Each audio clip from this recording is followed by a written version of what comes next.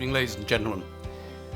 My background is as a banker, a financier. I'm not sure I should use the first word. Over the last 5 years, that's become a rather tainted expression of one's profession. But in the time when it was a more honoured profession, I was happy to describe myself as a banker. I'm conscious that I'm the last speaker this evening. You've all sat through my previous colleagues' presentations, and there's a buffet and some drinks out there waiting for you. But I think that what I want to talk to you about is one of the most exciting things that we're doing at LDTA. And it comes out of an experience that I first came across when I became involved with dentistry, which has almost been my exclusive involvement with finance and banking since the late 70s. And when I got involved with dentistry, it rather surprised me that we're capable, and the universities existing at that time and since in the state sector, produce clinically excellent dentists.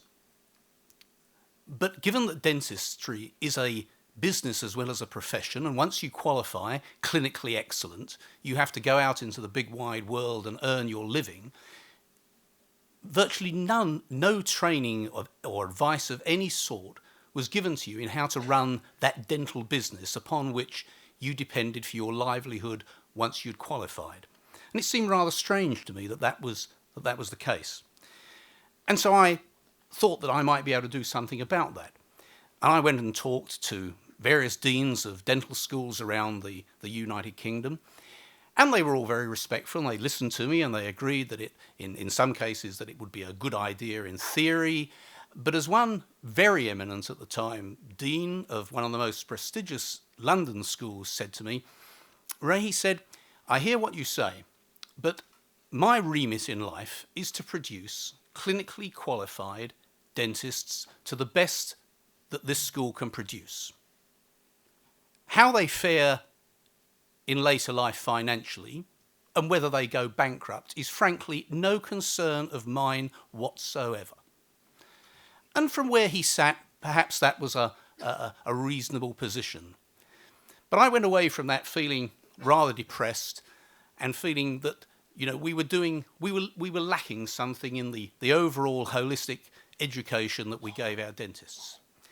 And then I had an epiphany moment. I met Stuart Morgenstein.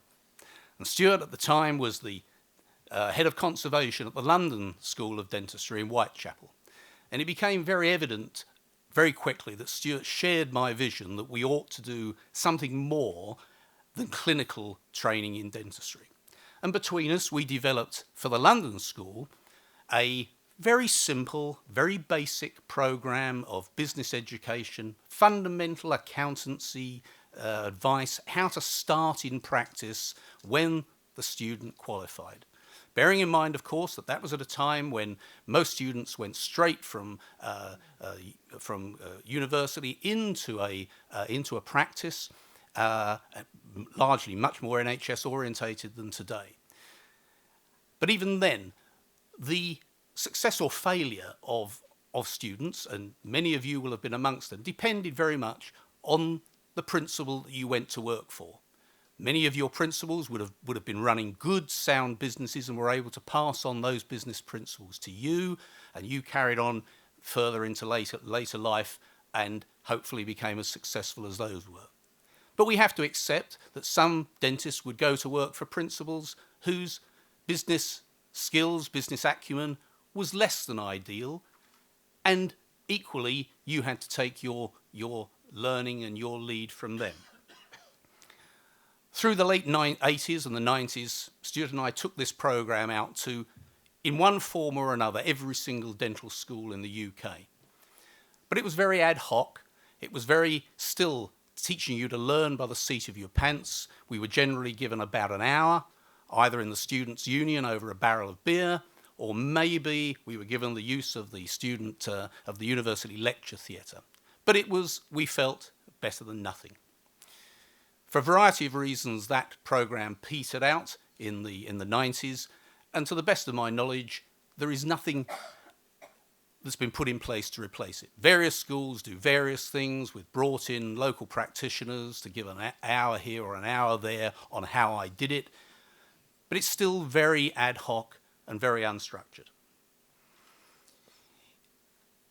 Of course, the world has changed since those days, and in many ways, the importance of business and how to run a practice efficiently, financially viable, has become even more important. Over the last 5-6 years of the financial crash, I, in my normal role, have seen many practices struggling desperately to maintain a viable financial base to their practice, provide employment for their staff, provide them with a reasonable standard of living. And so I think it's even more important in today's world that we incorporate the elements of business and how to run a successful practice in what we teach our future dentists. Now, this could be argued as even more important given that the majority of the intake into LDTA are going to be foreign students.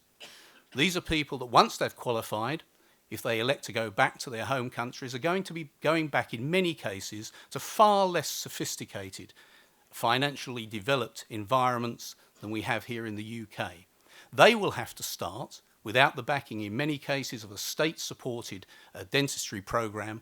They will have to run a dental business from the minute they qualify and they go back to their home countries. And so it's even more important, when we were looking at the whole structure of LDTA, that we recognise the importance of that and incorporated in our programme the ability to teach those students something about the business world in which they're going to be going back into.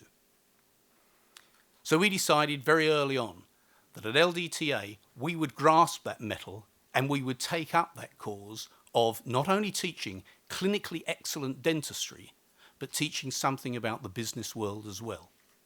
You'll have seen from the slide earlier that through years 1 to 3 of the core curriculum programme, there will be a business management and cultural studies course.